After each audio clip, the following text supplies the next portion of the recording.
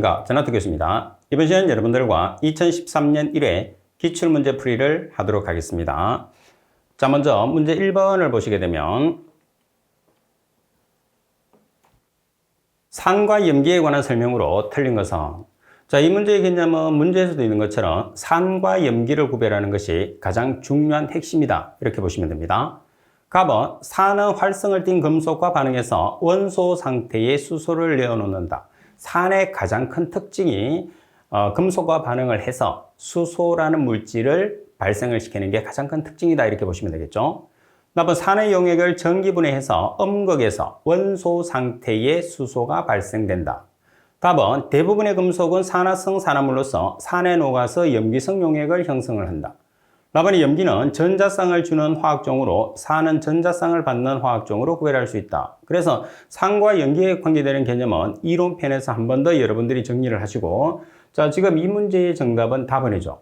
대부분의 비금속 물질은 금속이 아닌 물질을 비금속 물질이라고 합니다. 비금속 물질은 염기성 산화물이 아니고 산성 산화물이죠. 그래서 산에 녹는 게 아니라 염기에 녹아서 산성 물질을 형성을 하는 게 비금속 물질의 특징이다, 이렇게 보시면 됩니다. 따라서 정답은 답은.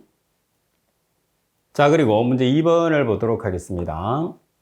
다음에 이상적인 완전 혼합형 반응조 흐름에서 설명 중에서 틀린 것은, 이상적인 완전 혼합형이라고 하면 보통 CFSTR을 이야기를 하는 거죠. 자, 답은 분산수가 0에 가까울수록 완전 혼합 흐름 상태라고 할 수 있다. 답은 모릴 지수의 값이 클수록 이상적인 완전 혼합 흐름 상태에 가깝다. 답은 분산이 1일 때 완전 혼합 흐름 상태라고 할 수 있다. 답은 지체 시간이 제로다고 그랬어요. 그러면 지금 정답에서는 풀이에 있는 것처럼 분산수가 무한대에 가까울수록 완전 혼합 흐름 상태라는 거죠. 그러면 여기서 중요한 것은 뭐냐면 CFSTR이나 PFR에 관계되는 분산수, 그리고 분산, 모릴지수, 지체시간을 여러분들이 기억하는 것이 가장 중요한 포인트죠. 그래서 이 문제는 항상 응용이 될 수 있는 문제예요. 따라서 여러분들 풀이에 보시게 되면 표가 하나 있습니다. 팁에 보시면. 그래서 이 팁에 있는 이 표를 여러분들이 완전히 숙지를 하는 것이 이 문제의 핵심이다, 이렇게 보시면 됩니다. 자, 그럼 여러분들이 표를 만들었을 때 표를 이렇게 만들어요. 그럼 표를 만들었을 때 왼쪽을 CFSTR, 완전 혼합형 흐름 반응조죠. 그리고 오른쪽을 PFR, 플러그 흐름 반응조입니다. 자, 그리고 순서대로 분산, 분산수, 모릴지수 이렇게 세 개를 만들어요. 자, 그런 다음에 PFR부터 0, 0, 1 대각선으로 보냅니다. 그럼 1을 대각선으로 보내면 1 무한대 클수록 이렇게 외우시면 돼요. 그래서 CFSTR, PFR, PFR부터 0, 0, 1 대각선으로 1을 보내고 무한대 클수록. 자, 그러면 지체시간 같은 경우에서는 PFR 같은 경우에서는 제로가 있는데 CFSTR에서는 제로가 없죠. 그래서 제로를 하나를 줘요. 그러면 두 개가 균형이 맞겠죠. 그래서 PFR에서는 이론적인 체류시간과 동일할 때, 이런 식으로 여러분들이 암기를 해 주시게 되면 이 문제는 쉽게 이해를 할 수가 있습니다. 자, 그리고 3번 문제를 보도록 하겠습니다. 3번에 보시게 되면 호소수의 성청 현상을 설명한 것으로 틀린 것은, 자, 호소수에서 발생하는 가장 특징적인 현상이 성청 아니면 전도 현상이죠. 그래서 전도 현상이라는 것은 봄과 가을에 턴오버 현상, 물이 뒤집어지는 현상이죠. 자, 반면에 성청 현상이라는 것은 겨울과 여름에 물의 수온 차이가 크기 때문에 청을 이루고 있는 현상이에요. 반면에 가을이나 봄 같은 경우에서는 표층이나 심층수에서 물의 온도 차이가 거의 나지 않죠. 그래서 물이 뒤집어지고, 여름과 겨울에는 온도 차이가 많이 나기 때문에 밀도 차이에서 청을 이루고 있는 현상이라고 보시면 됩니다. 답은 성청현상의 결과 생긴 청의 수면으로부터 표수청, 수온약청, 심수청 세 가지로 우리가 표현하죠. 표수청, 수온약청, 심수청. 그럼 여기에서 온도의 변화가 가장 심하게 나타나는 청이 어디냐면 수온약청 또는 변온청이다, 이렇게 이야기할 수 있어요. 자, 그리고 답은 여름철 성청현상은 봄철의 기상 조건에 따라 달라지는데 봄철 기온이 높고 바람이 약할 경우에서는 성청이 늦게 일어난다 그랬어요. 그래서 성청현상은 여러분들이 말씀드린 것처럼 청이 강하게 이루어져야 되기 때문에 표수청, 그리고 수온 약청, 심수청. 그래서 온도 변화가 많이 일어나야지 생기는 현상입니다. 그리고 답은 하이포림니온은 깊이에 따라서 온도 변화가 심한 층을 말하며 통상 수심이 1m 내려감에 따라서 1도씨 이상의 수온차가 생긴다. 자, 우리가 심수층과 표수층은 온도 변화가 거의 없죠. 그럼 온도 변화가 가장 심한 층이어야 되죠. 표수층과 심수층을 같게 만들어주는 변온층, 다시 말해서 수온 약층에서 가장 온도 변화가 심하다 이렇게 보시면 됩니다. 그리고 답은 성층현상은 주로 봄, 가을에 전도현상이 발생하며 수지 혼합이 활발히 진행해서 소소수의 수질이 악화된다고 그랬어요. 그래서 봄이나 가을 같은 경우에서는 전도현상이 발생을 해서 물이 뒤집어지죠. 그래서 일명 우리가 물이 혼탁해지죠. 혼탁해지니까 수질이 나빠진다 이렇게 보시면 되겠죠. 따라서 설명이 잘못된 것은 답번이 정답이 됩니다. 자, 그리고 문제 4번을 보도록 하겠습니다. 자, 문제 4번에 보면 다음 수질을 가진 농업용수의 SAR이라는 것은 나트륨 합착률을 이야기를 하죠. 다시 말해서 우리가 사용하는 물 자체가 나트륨이 얼마만큼 포함이 많이 되어 있느냐에 따라서 농업용수로 적합하냐, 부적합하냐를 판단하죠. 그래서 농업용수로 사용할 수 있는 물인지 아닌지를 판단할 수 있는 척도를 SAR이라고 합니다. Na+가 흙에 미치는 영향은 어떻게 할 수 있느냐 판단을 하라는 거죠.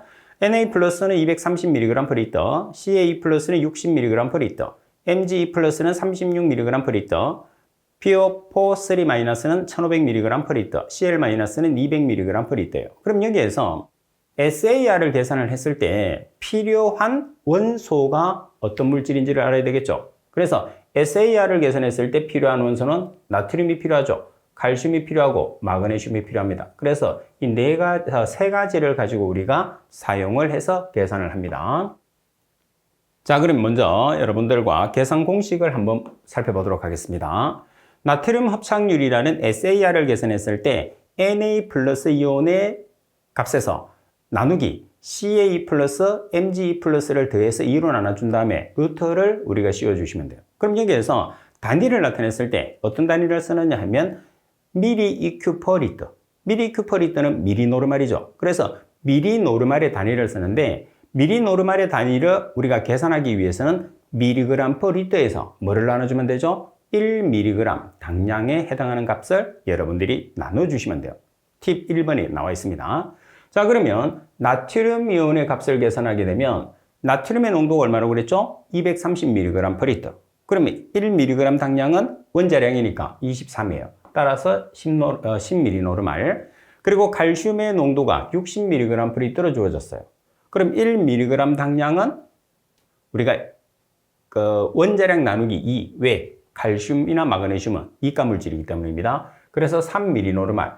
그리고 마그네슘도 동일하게 계산을 하면 3mg노르말이 나왔어요. 그래서 나트륨 자리에 10mg노르말, 칼슘 자리에 3mg노르말, 마그네슘 자리에 3mg노르말을 여러분들이 대입해서 계산을 하게 되면 5.77이 나왔어요.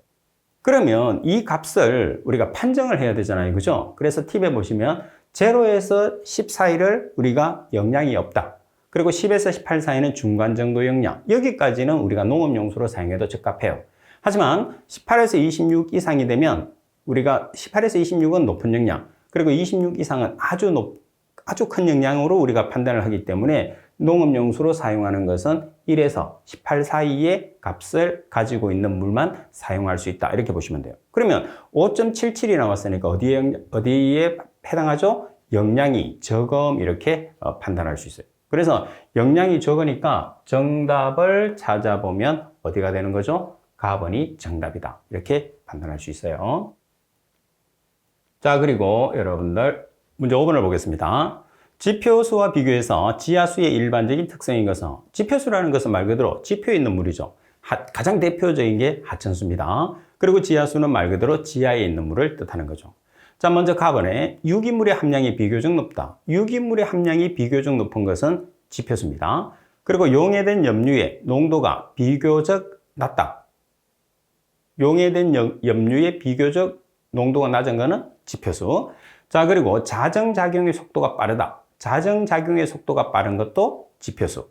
그리고 온도가 비교적 균일하다. 지표수 같은 경우에서는 대기에 노출되어 있기 때문에 온도의 변화가 심하죠. 반면에 지하에 있는 물은 거의 온도 변화가 거의 없죠. 그래서 보통 4도씨의 일정한 온도를 가지는 것이 지하수가 됩니다. 따라서 지하수에 대한 설명으로 바르게 된 것은 랍은 하나죠. 그래서 여러분들이 지금 문제에서도 나와 있는 것처럼 지하수에 관계되는 문제나 지표수에 관계되는 문제를 공부를 했을 때는 반드시 지하수와 지표수가 서로 반대되는 개념이 많기 때문에 두 가지를 비교를 해서 공부를 해놓는 게 수험 준비에 유리합니다. 그리고 문제 6번을 보도록 하겠습니다. 최종 BOD, BODU라고 하죠. 최종 BOD가 500mg/L이고 탈산소 계수 K1이 0.1%인 물에 5일 소모 BOD를 계산하시오 그랬어요. 자, 그러면 여러분들이 BOD 공식은 소모 공식과 잔류 공식이 있어요. 그죠? 그래서 소모 공식을 먼저 여러분들이 기억을 하는데 5일 BOD라고 하면 BOD5죠. 그럼 BOD5는 최종 BOD, BOD6 곱하기 1-2에 마이너스 K1T 이렇게 계산하는데 지금 여러분들이 여기 1이라는 게 뭐냐면 자연대수예요. 자연대수. 그래서 문제 조건에서 보면 어떤 베이스, 미수를 어떤 값을 기준을 하느냐에 따라서 달라지는 거죠. 그래서 자연대수를 미수로 하게 되면 1을 사용하고 상용대수를 미수를 사용하라고 그러면 10을 사용해야 되겠죠. 그래서 미수는 두 가지가 있어요. 미수는 10을 사용하는 경우와 1을 사용하는 경우 두 가지가 있는데 10을 사용하는 경우는 상용대수, 1을 사용하는 경우는 자연대수라는 것을 꼭 기억을 해 주셔야 돼요.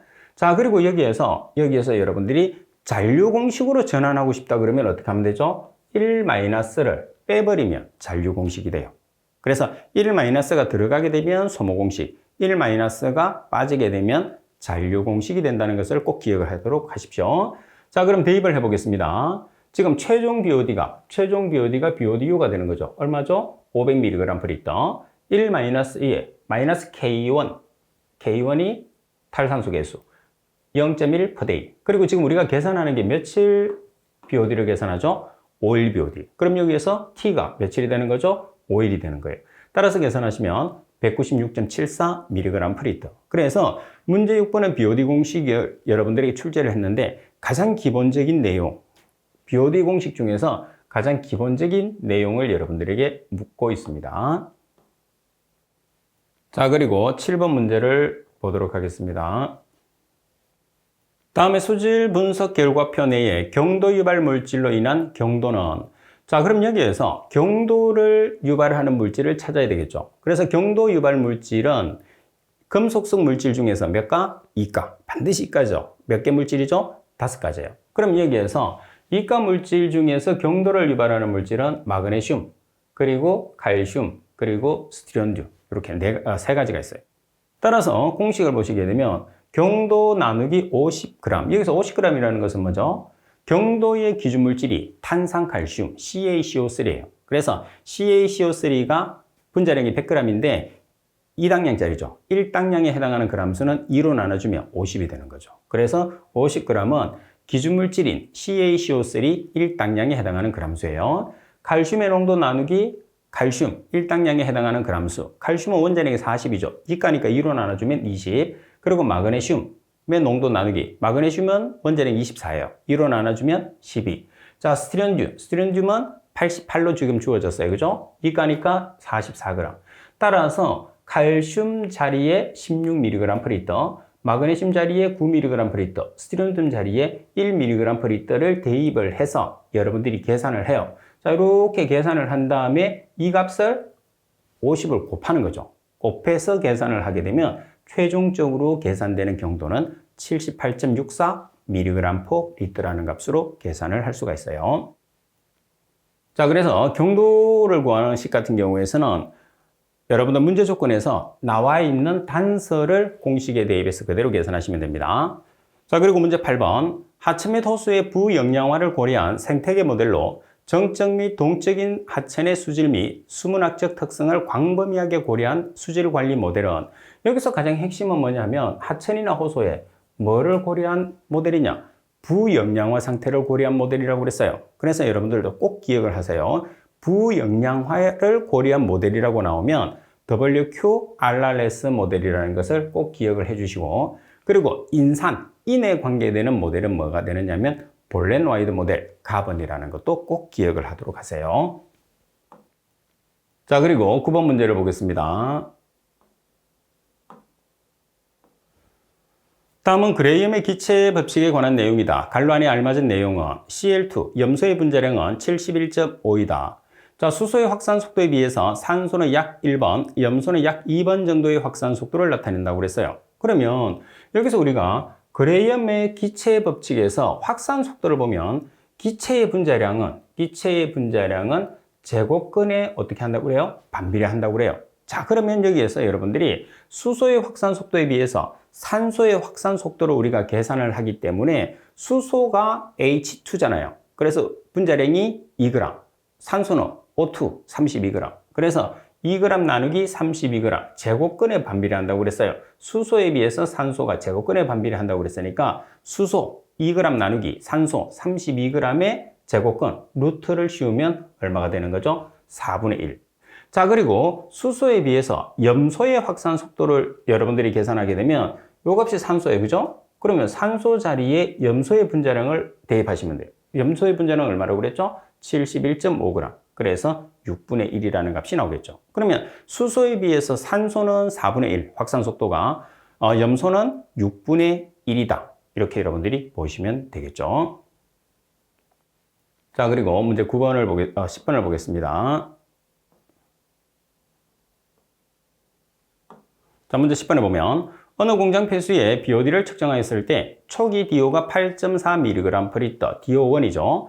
자, 이를 20도씨에서 5일간 보관한 후에 측정한 DO는 3.6mg/L다, DO2입니다.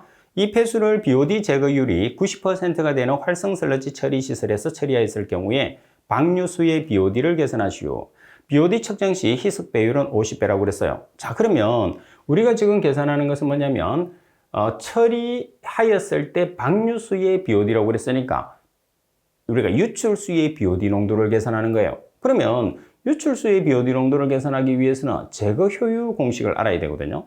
그럼 제거 효율이라는 것은 1 마이너스 유입수의 BOD분의 유출수의 BOD 곱하기 100이에요. 따라서 우리가 유입수의 BOD를 계산을 해요. 그럼 유입수의 BOD라는 것은 뭐냐면 지금 여기서 우리가 측정을 한 이 값을 이용해서 계산하는 거예요. 자, 따라서 BOD 농도는 초기 DO에서 5일 후 배양한 후에 DO 농도를 뺀 다음에 희석 배수치를 곱해주죠. 그럼 DO1이 얼마냐면 8.4. 그리고 DO2가 3.6mg/L예요. 그리고 희석 배율이 몇 배냐 하면 50배를 희석했다고 그러죠. 따라서 240mg/L가 뭐가 되느냐 하면 유입수의 BOD가 되는 거예요. 자, 그러면 제거 효율은 90%라고 그랬거든요. 그래서 제거 효율 자리에 90%, 유입수의 BOD 자리에 얼마죠? 240mg/L. 그러면 유출수의 BOD를 정리해서 계산을 할 수 있는 거죠. 그래서 최종적으로 계산되는 유출수의 BOD는 24mg/L예요.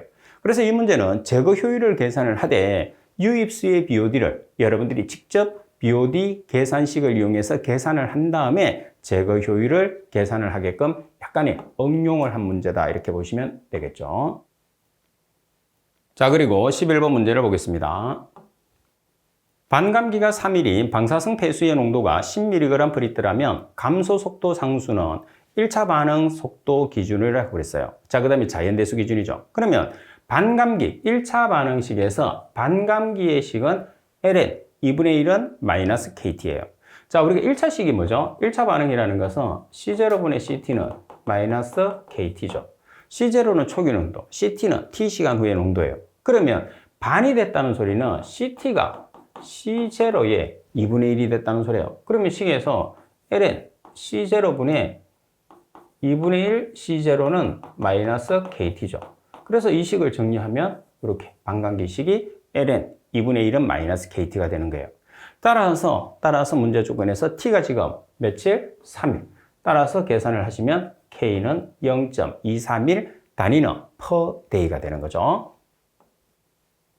그리고 12번 문제를 보겠습니다. 12번에 보시면 어떤 하천수의 수온이 10도C이다. 이 10도C의 탈산소 계수 K가 0.1 per day. 상용대수라는 것은 밑수를 10을 쓰라는 뜻입니다. 그리고 최종 BOD에 대한 BOD6의 B를 계산하시오. KT는 K20 곱하기 1.047T-20 BOD6 나누기 최종 BOD의 비율로 계산하시오 그랬어요.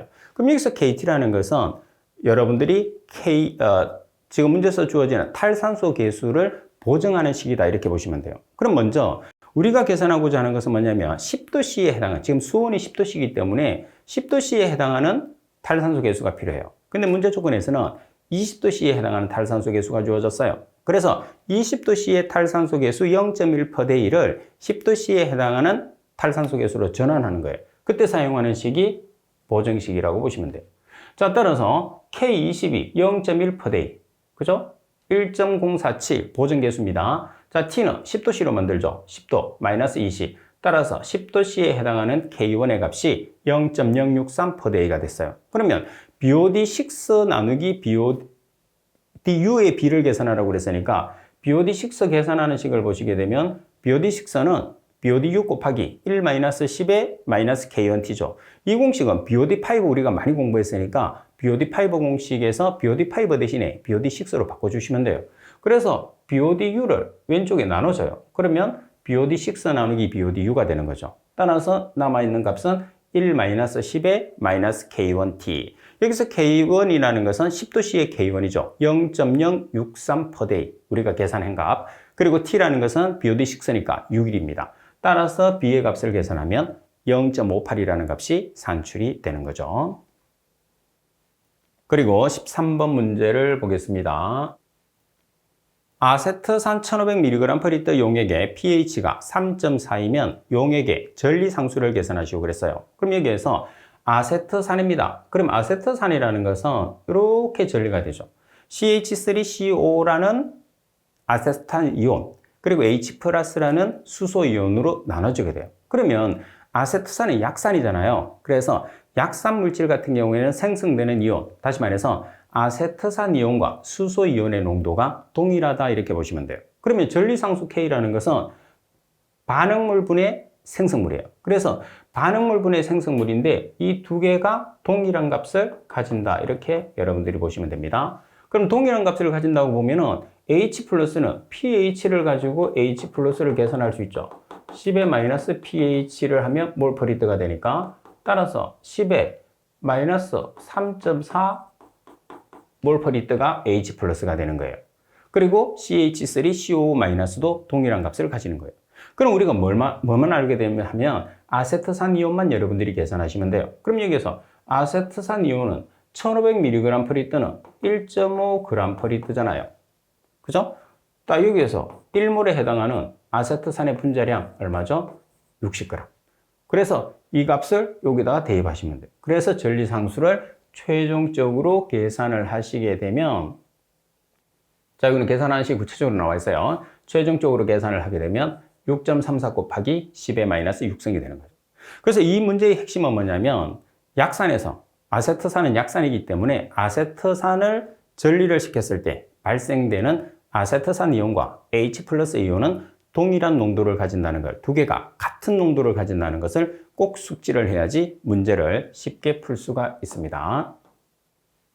자, 그리고 14번 문제를 보시면 적조 현상에 의해서 어패류가 폐사하는 원인과 가장 거리가 먼 것은, 자, 이 문제는 여러분들이 항상 동일한 내용으로 나오기 때문에 정답만 체크를 해주시면 여러분들이 항상 문제를 맞출 수 있어요. 정답만 체크하세요. 4번이 정답입니다. 그리고 15번, 거주인구가 10,000명인 신시가지의 오수를 처리장에서 처리한 후에 인접 하천으로 방류하고 있다. 하천으로 배출되는 평균 오수 유량이 60m의 삼성/아워, BOD 농도가 20mg/L라고 할 때 오수 처리장의 처리 효율은 단 BOD의 인구당량은 50g/인일로 가정한다고 그랬어요. 그럼 당연히 처리 효율이라는 것은 유입수의 BOD 분의 유출수의 BOD를 1에서 빼주시면 돼요. 1이 100%거든요. 그래서 1 마이너스 유입수의 BOD 분의 유출수의 BOD를 해주면 돼. 그럼 유입수의 BOD라는 것은 지금 여기서 BOD의 인구당량이 하루 한 사람에 해당하는 BOD의 배출량이 50g이에요. 그럼 인구수가 지금 몇 명이냐면 10,000명이에요. 10,000명을 곱하게 되면 g/1. 그러니까 시간분의 질량이라고 하면 총량의 값을 나타내는 거죠. 총량이라는 것은 농도 곱하기 유량을 의미하게 됩니다. 따라서 유입수의 농도를 총량으로 계산을 했어요. 그러면 유출수의 값도 총량으로 계산을 하시면 되겠죠. 따라서 유출수의 값은 여기 있어요. 그래서 60m의 삼성 per hour 20mg/L. 그러면 mg/L를 kg/m의 삼성으로 환산하기 위해서 얼마를 곱해주죠? 10의 마이너스 3성이죠. 그리고 hour를 day로 환산하기 위해서 24를 보정하시면 돼요. 하루는 24시간이니까. 따라서 유출수의 BOD를 나타내보면 BOD 농도가 20 곱하기 10의 마이너스 3성을 하면 kg/m의 삼성. 자, 여기다가 오수량. 그러면 24시간은 하루. 그래서 단위가 어떻게 됐죠? 단위가 kg/day가 됐어요. 근데 지금 여기에서 우리가 그 유입수의 BOD는 g/day로 나타내잖아요. g/day로 나타내니까 동일하게 나타내기 위해서는 여기에서 20mg/L를 그대로 쓰시면 돼요. 왜? mg/L가 g/m의 삼성하고 동일한 단위거든요. 그래서 여기에서는 이렇게 단위를 맞춰주시면 됩니다.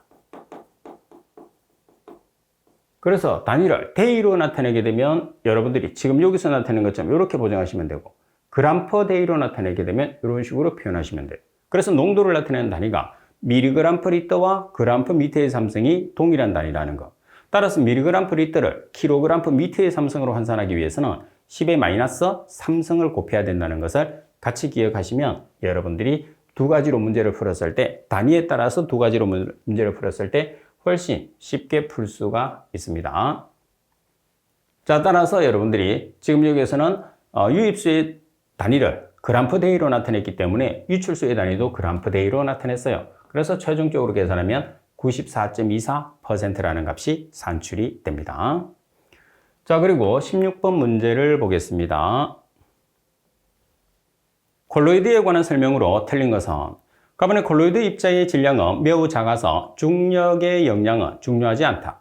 답은 일부 콜로이드의 입자들은 크기는 가시광선 평균 파장보다 크기 때문에 빛의 투과를 간섭한다. 답은 콜로이드 입자들은 모두 전하를 띄고 있다. 답은 콜로이드의 입자는 매우 작아서 보통의 반투막을 통과한다고 그랬어요. 자, 카본 같은 경우에는 대부분이 보면 워낙 입자의 질량이 작으면 중력이 작용하나요? 거의 작용하지 않죠.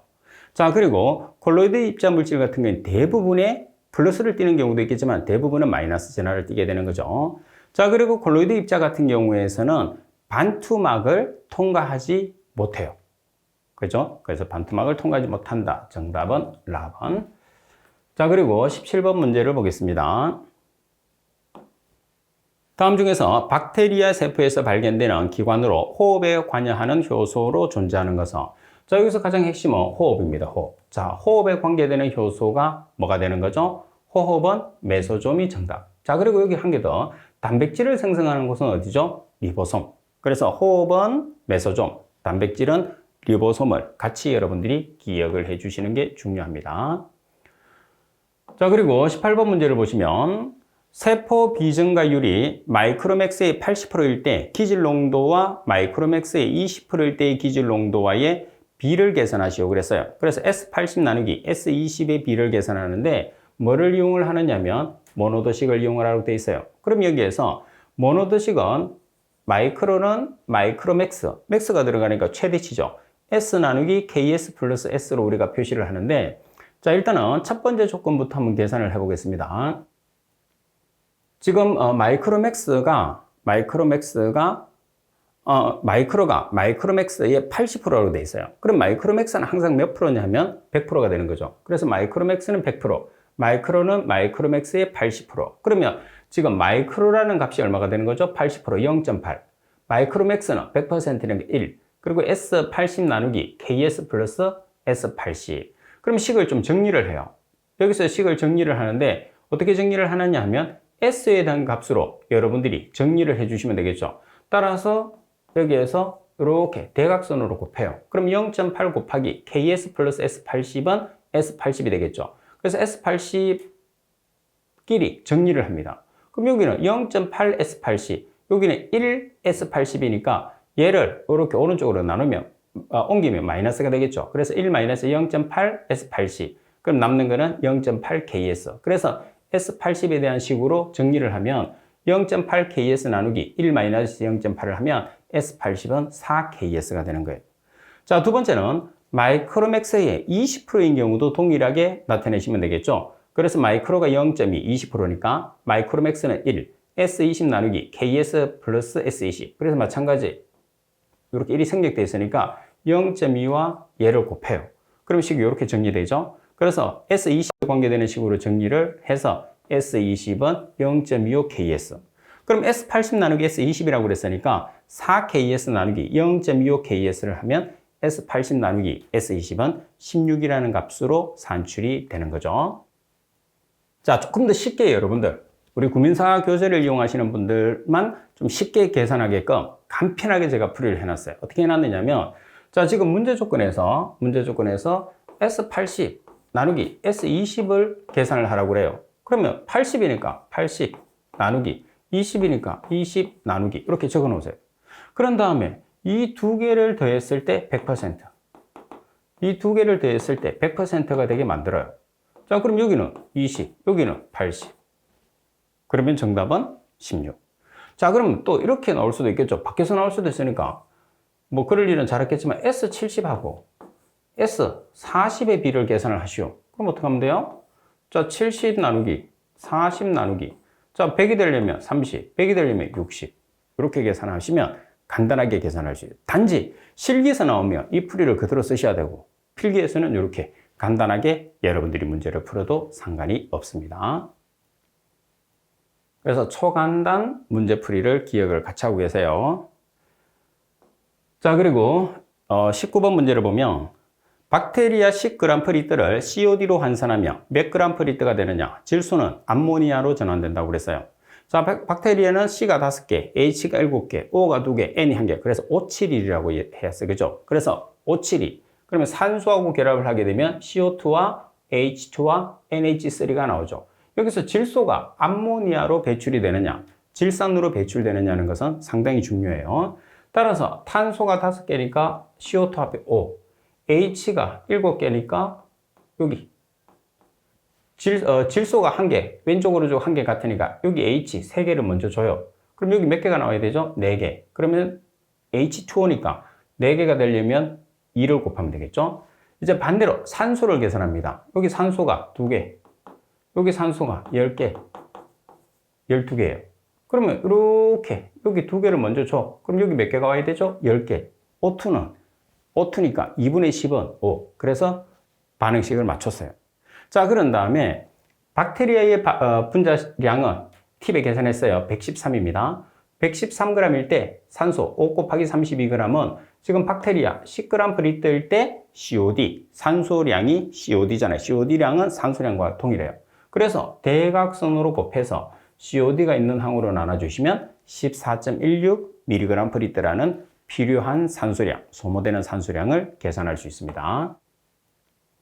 자, 그리고 20번 문제를 보겠습니다. 시중에 판매되는 농황산의 비중이 약 1.84, 농도는 96% 정도이다.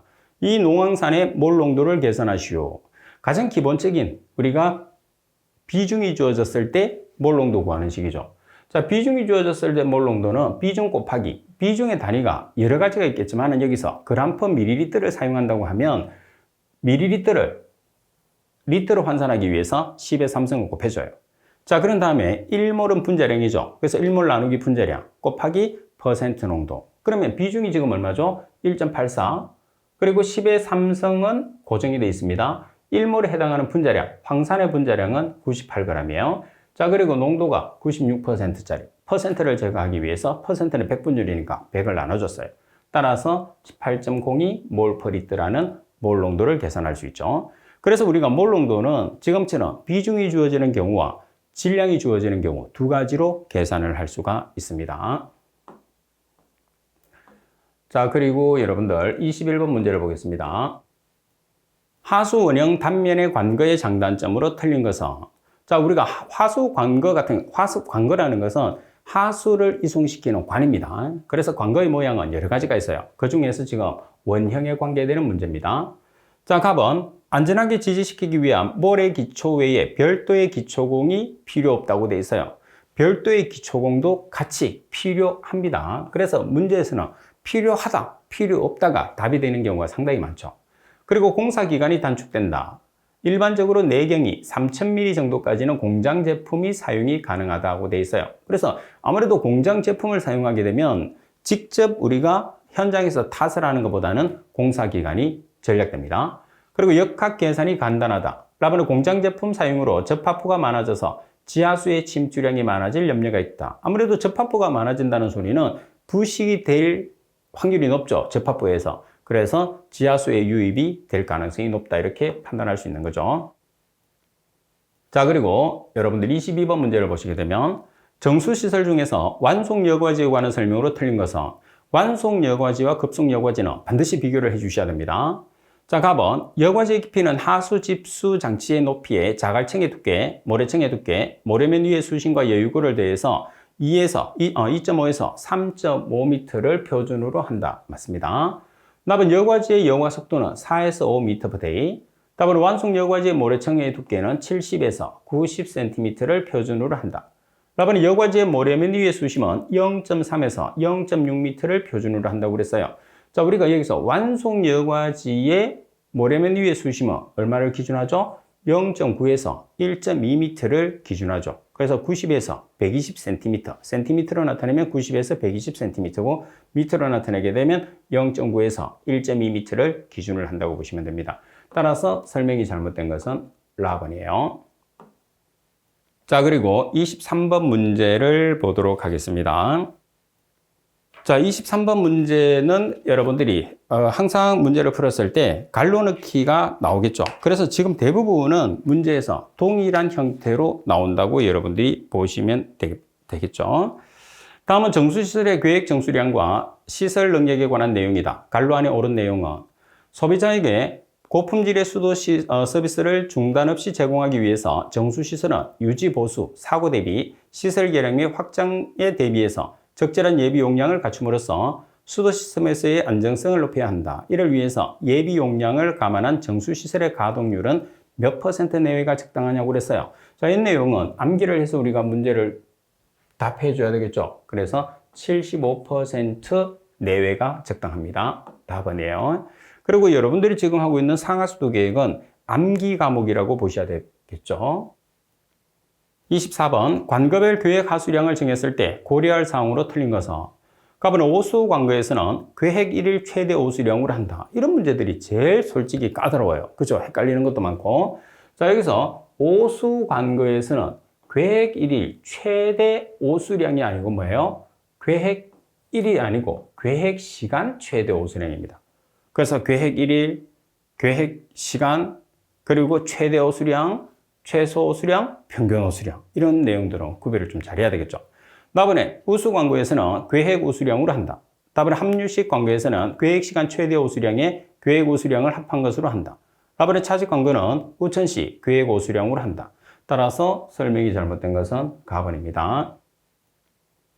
자, 그리고 25번 문제 보시면 하수 광거 시설인 우수토실의 우수 원료 위의 위어 길이를 계산하는 식으로 만든 것은 자, 이런 문제 같은 경우에서는 여러분들이 공식으로 나타나는 문제니까 공식을 찾는 문제이죠. 그래서 답만 기억해 주시면 될 것 같고 자, 그리고 26번 문제를 보시게 되면 펌프의 토출 유량은 1800m의 삼성 per hour 허빅구의 유속이 4m/s일 때 펌프의 허빅 구경을 계산하시오. 그래서 기본적인 식이 있어요. 상하수도에서는. 그래서 그 기본적인 식을 공식이라고 하죠. 그 공식을 암기를 해서 문제를 푸는 게 가장 간단하게 풀 수 있습니다.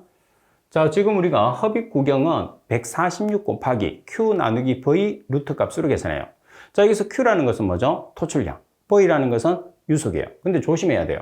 토출량의 시간 단위는 분, 유속의 시간 단위는 초가 된다는 것을 꼭 기억하세요. 그러면 146 곱하기 Q라는 값이 얼마죠? 1800m의 삼성 per hour. 그럼 분으로 계산해야 되니까 hour를 분으로 계산하기 위해서 1시간인 60분을 보정했어요. 자, 그리고 V는 유속이죠. 유속은 sec입니다. 4m/s. 그대로 대입해서 로또를 씌워서 146을 곱하면 우리가 계산한 허빅 구경이 399.84mm라는 값이 산출이 되는 거죠. 상당히 자주 출제되는 문제입니다. 자, 그리고 27번 문제를 보시게 되면 용해성 성분으로 무기물인 불소를 제거하기 위해서 유효한 고도 정수 처리 방법과 가장 거리가 먼 것은, 자, 불소를 처리하는 방법은 우리가 방지 기술에서 배웠어요. 그래서 여러 가지가 있습니다. 풀이해 보시게 되면 불소를 처리하는 방법은 응집 제거법, 활성 알루미나법, 그리고 골탄법, 그리고 전해법. 전해법이라는 것은 전기분해법이죠. 그러면 문제 조건에서 불소를 처리하는 방법이 아닌 것은 뭐가 되는 거죠? 그렇죠. 이온교환법은 해당하지 않습니다. 자, 그리고 28번 문제를 보겠습니다. 28번 문제를 보시게 되면 상수처리는 상수도입니다. 상수처리를 위한 응집지의 블록 형성지에 대한 설명 중에서 틀린 것은, 자, 블록 형성지라는 것은 뭐죠? 완속 교환조입니다. 우리가 급속 교환조와 완속 교환조가 있잖아요. 급속 교환조는 우리가 혼화지라고 그래서 약품을 녹여주는 장소고, 바로 다음에 완속 교환조라고 해서 블럭을 크게 만드는 반응조를 이야기를 합니다. 까번 블럭 형성지는 혼화지와 침전지 사이에 위치하고 그 침전지에 붙여서 사용한다. 그래서 우리가 반응조를 두 개를 나누는 거죠. 급속 교반조, 완속 교반조, 그리고 침전조. 말씀드린 것처럼 급속 교반조라는 것은 혼화지, 완속 교반조라는 것은 블럭 형성지, 그리고 침강을 시켜야 되니까 침전지가 있어요. 그래서 혼화지와 침전지 사이에 있습니다. 그리고 블럭 형성 시간은 계획 정수량에 대해서 20에서 40분간. 그래서 여러분들이 이 시간도 시험에서 자주 묻게 되죠. 답은 블럭 형성지 내의 교반의 강도는 하류로 갈수록 증가시키는 게 아니고 감소시킵니다. 그리고 블럭 형성지에 저류벽이나 정류벽 등을 설치하면 단락류가 형성되어서 유효 저류 시간을 줄일 수 있다, 이렇게 되는데, 자, 여기서 여러분들이 이렇게 단락류나 정체부가 생성되면 안 돼요. 풀이 있는 것처럼 단락류나 정체부가 생겨서는 안 되기 때문에 생기지 않도록 어떻게 해야 되죠? 충분하게 교반을 시켜주셔야 됩니다. 그래서 문맥 자체를 가지고 정답을 만드는 경우는 문제를 자주 풀어보시는 게 중요해요.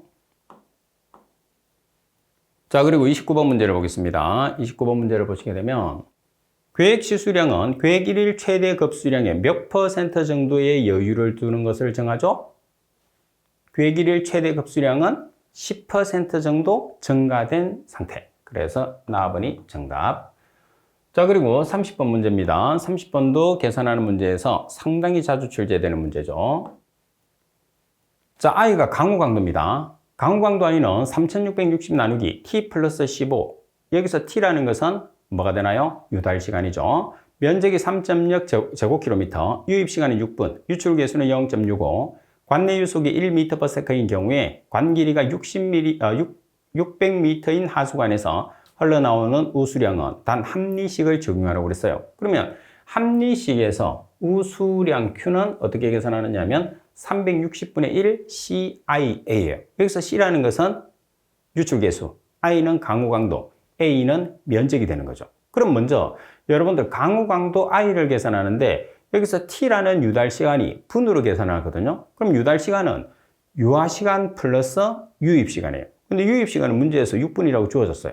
근데 유화시간이 없어요. 그럼 유화시간이라는 것은 길이 나누기 유속으로 계산하거든요. 그래서 길이가 600m, 그리고 유속이 1m/s. 따라서 600m 나누기 1m/s. 자, 세크를 분으로 환산하기 위해서 1분은 60초.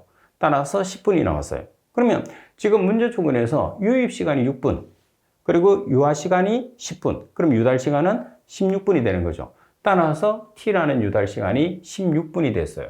그러면 I라는 강우 강도를 계산을 할 수 있는 거죠. 자, I라는 강우 강도는 3660 나누기 T가 16분이에요. 그래서 118.06 mAh. 그리고 A라는 것은 면적인데 우리가 합리식을 사용했을 때 면적은 헥타르로 계산을 해요. 근데 문제 조건에서는 제곱킬로미터로 주어졌죠. 그래서 1제곱킬로미터는 100헥타르라는 것을 꼭 기억을 해야 돼요. 따라서 3.0 제곱킬로미터는 100을 곱하면 1제곱킬로미터가 100헥타르니까 300헥타르가 되겠죠. 따라서 이제 Q는 360분의 1 곱하기 유출계수가 0.65, 강우 강도는 118.06 mAh로 계산했죠. 그리고 면적은 300헥타르. 따라서 최종적으로 계산하면 63.95 m의 삼성 per sec라는 값이 나오게 되는 거죠. 중요합니다. 자, 그리고 31번 문제를 보겠습니다. 하수의 배제 방식인 합류식과 분류식을 비교한 내용으로 틀린 것은, 합류식이라는 것은 오수와 우수가 하나의 관으로 이송되는 거죠. 분류식이라는 것은 오수관과 우수관이 별도로 존재하는 거예요. 자, 답은 관거 5접은 분류식의 경우에 철저한 감시가 필요하다. 자, 관거를 5접을 했을 때 분류식은 오수관과 우수관이 별도로 있기 때문에 철저하게 우리가 감시를 해야 되죠. 나번에 관거 내의 퇴적은 분류식의 경우 관거 내의 퇴적이 적으며 수세 효과는 기대할 수 없다. 다음에 처리장우리의 토사 유입은 분류식의 경우에 토사 유입은 있으나 합류식 정도는 아니다. 라번 관거 내의 보수는 분류식의 경우에 척구가 있는 경우 관리 시간이 단축되고 충분한 관리가 가능하다고 그랬어요. 자, 풀이에 있는 것처럼 분류식의 경우에서는 폐쇄가 될 수가 있죠. 왜 그러냐면 상대적으로 분류식은 합류식에 비해서 관 자체가 작기 때문입니다. 따라서 라번에 대한 설명이 잘못됐어요. 자, 그리고 32번. 취수시설인 침사지에 관한 설명으로 틀린 것은 어느 것이죠? 침사지라는 것은 유기물이 침전되는 게 아니고 무기물을 침전시켜서 제거하는 장소입니다. 답은 표면 부하율. 표면 부하율이 500에서 800ml/m를 표준으로 한다. 자, 500이 아니고 200에서 500ml/m를 표준으로 하죠. 표면 부하율이 뭐죠? 유량 나누기 표면적 또는 수면적. 그래서 유량 나누기 표면적이나 수면적을 표면 부하율이라고 합니다. 나번에 진의 평균 주소, 다시 말해서 침사지의 평균 주속은 2에서 7cm/s. 이 값도 중요합니다. 그리고 지의 상단 높이는 고수위보다 0.6에서 1m의 여유고를 둔다. 그러면 지의 유효 수심은 3에서 4m를 표준으로 하고 퇴사 심도를 0.5에서 1m로 한다. 여기서 퇴사 심도라는 것은 퇴적물이 쌓여있는 높이를 이야기를 합니다. 따라서 설명이 잘못된 것은 가번이 정답이 되겠죠. 자, 그리고 33번 문제를 보겠습니다. 취수시설에 대한 내용으로 틀린 것은 가번의 취수보는 안정된 취수와 침사 효과가 큰 것이 특징이다. 다음에 취수보는 하천을 막아 계획 취수위를 확보해서 안정된 취수를 가능하게 하기 위한 시설이다. 다음에 취수탑은 유황이 안정된 하천에서 대량으로 취수할 때 특히 유리하다. 다음에 일반적으로 취수보가 취수탑에 비해서 경제적이라고 그랬어요. 취수탑이 더 경제적이죠. 그래서 취수탑이 취수보에 비해서는 경제적이에요. 취수보라는 것은 우리가 큰 대하천에 우리가 설치를 하는 게 일반적인 경우고, 취수탑이라는 것은 우리가 취수문을 우리가 취수탑 자체는 취수할 수 있는 장소를 여러 개를 설치할 수 있기 때문에 우리가 효과적으로 취수할 수 있죠. 아무래도 취수탑을 가장 많이 사용하고 있어요. 자, 그리고 34번 문제를 보시게 되면 하수 관로에서 조도 개수가 0.014, 동수 경사가 100분의 1, 관경이 400mm일 경우에 이 관로의 유량은 맨닝 공식을 이용을 하라고 되어 있어요. 그러면 맨닝 공식을 먼저 알아야 되겠죠. 맨닝 공식에서 유속법이라는 것은 n분의 1 곱하기 r의 3분의 2성 곱하기 i의 2분의 1성이에요. 여기서 n은 조도 개수, r은 경심, i는 기울기를 뜻합니다. 그러면 우리가 원형에서 경심은 4분의 t라는 것을 꼭 기억을 해야 돼요. 그러면 여기서 유량을 계산하기 위해서는 면적 곱하기 속도인데, 속도는 맨닝식에 의해서 계산을 하는 거고, 그리고 직경이 주어져 있기 때문에 면적은 4분의 파이 d의 제곱으로 계산하시면 되겠죠. 따라서 4분의 파이 d의 제곱에서 직경이 지금 얼마로 주어졌죠? 자, 직경이 관경이니까 400mm예요. 400mm는 0.4m죠. 따라서 면적은 0.12566 제곱미터. 자, 그리고 맨닝 공식을 이용하기 위해서 경심은 4분의 d, 원형에서 4분의 d, d가 0.4m, 그럼 0.1m의 경심이 되는 거죠. 그리고 기울기는 100분의 1로 주어졌어요. 그래서 n이라는 조도 개수가 얼마죠? 0.014, r이라는 경심이 0.1m, i라는 기울기가 100분의 1. 따라서 대입을 하시면, 자, 지금 여기서 대입을 하시면 얼마가 되는 거죠? 1.539m/s가 나왔어요. 자, 그럼 면적 계산했고 맨닝식에 의해서 유속 계산했어요. 두 개를 곱하면 뭐가 되는 거죠? 유량이 되죠. 따라서 계산된 유량은 0.19m의 3성/s. 자, 이 문제는 실기에서도 자주 출제되는 문제이기 때문에 여러분들이 맨닝식에 의해서 계산하는 유소가 반드시 숙지를 해 놓으셔야 됩니다. 자, 그리고 35번 문제를 보겠습니다. 하수 처리 시설인 1차 침전지의 표면 부하율의 기준으로 오른 것은 우리가 침전지는 여러분들 1차 침전지, 2차 침전지, 침사지는 하나밖에 없어요. 자, 표면 부하율이라는 것은 유량에서 표면적이나 수면적을 나눠준 값이죠. 그럼 1차 침전지에서 표면 부하율을 여러분들이 나타내게 되면은 지금 여기서는 분류식과 합류식으로 나타냈잖아요. 그래서 풀이해 보시게 되면 분류식의 경우에서는 35에서 70m의 삼성 per 제곱미터 데이. 자, 그리고 합류식에서는 25에서 50m의 삼성 per 제곱미터 데이예요. 자, 따라서 여러분들이 지금 분류식으로 표현을 했을 때는 70이라는 값이 35에서 70이라는 값이 나와야 되고, 그리고 합류식으로 우리가 표현을 했을 때는 25에서 50이 나와야 돼요. 그럼 정답은 라번이 되겠죠. 자, 그리고 36번 문제를 보시게 되면 다음은 취수탑의 위치에 관한 내용이다. 갈로 안에 얼마진 것은 취수탑은 탑의 설치 위치에서 갈수 수심이 최소 2m 이상이 아니면 계획 취수량의 취수에 필요한 취수구의 설치가 곤란하다고 되어 있어요. 그래서 2m가 정답이 됩니다. 자, 그리고 37번 문제를 보겠습니다. 37번 문제를 보시면 상수도 펌프의 설치와 부속 설비에 대한 내용으로 틀린 것은 가번은 펌프의 흡입과는 공기가 갇히지 않도록 배관한다. 나번은 펌프의 토출과는 마찰 손실이 작도록 고려하고 체크밸브와 제어밸브를 설치한다. 답은 펌프의 흡수정은 펌프의 설치 위치에 가급적 가까이 만들고 난류나 와류가 일어나지 않는 형상으로 한다. 답은 흡입과는 가능한 길이를 짧게 하고 경사를 두지 않도록 한다고 그랬어요. 여기서 만약에 경사를 두지 않고 여러분들이 수평으로 설치하게 되면 에어가 차는 문제점을 가지게 돼요. 그래서 수평으로 설치하는 것을 무조건 피해야 됩니다. 그래서 약간 경사지게 하는 것이 좋죠. 에어를 제거하기 위해서. 그래서 라번의 설명이 잘못됐어요.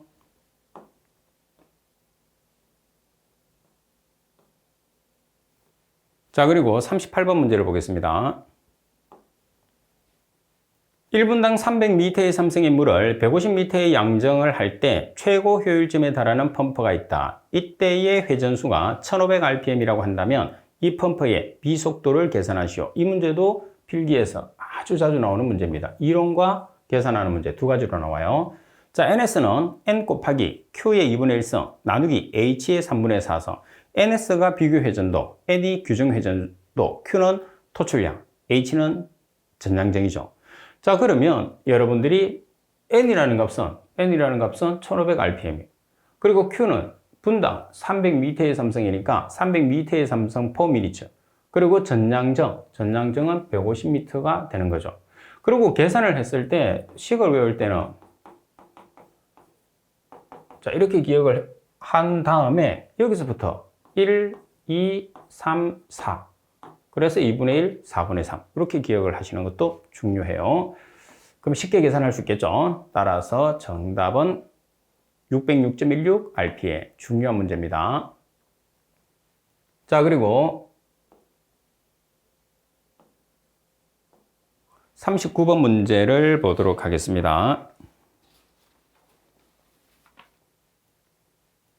자, 39번 문제를 보시게 되면 지하수의 취수 지점 선정에 관련된 설명 중에서 틀린 것은 가번의 연해부의 경우는 해수의 영향을 받지 않아야 한다. 나번 얕은 우물인 경우에서는 오염원으로부터 5m 이상 떨어져서 장내에도 오염의 영향을 받지 않는 지점. 그래서 오염의 영향을 받지 않으려고 하게 되면 적어도 5m가 아니고 어느 정도가 떨어져야 되느냐 하면 15m 이상 떨어져야 됩니다. 답은 복류수인 경우에서는 오염원으로부터 15m 이상 떨어져서 장내에도 오염의 영향을 받지 않는 지점이어야 한다. 답은 복류수인 경우에 장내에 일어날 수 있는 유로 변화 또는 하상 저하 등을 고려하고 하천 개수 계획에 지장이 없는 지점을 선정을 한다. 따라서 설명이 잘못된 것은 라번이 잘못됐어요. 자, 그리고 40번 문제 보시면 다음 중에서 불용성 성분 중에서 처리 대상 항목이 조류인 경우에 이를 처리하기 위한 고도 정수 처리 방법과 가장 거리가 먼 것은 가번의 활성탄, 나번의 망여과 다번의 마이크로스트레이너, 라번의 부상분리. 가번의 활성탄 같은 경우에서는 어떤 물질을 처리하죠? 주로 용해성 성분을 처리하는 거예요. 그래서 고도 처리 방법은 맞지만은 지금 여기에서는 불용해성 성분을 처리하는 경우를 뜻하는 거죠. 그래서 가번의 활성탄은 용해성 성분을 처리하기 때문에 설명에서 잘못됐다. 이렇게 여러분들이 판단을 해주시면 됩니다. 자, 이번 시간은 이것으로 수업을 마치도록 하겠습니다. 수고하셨습니다.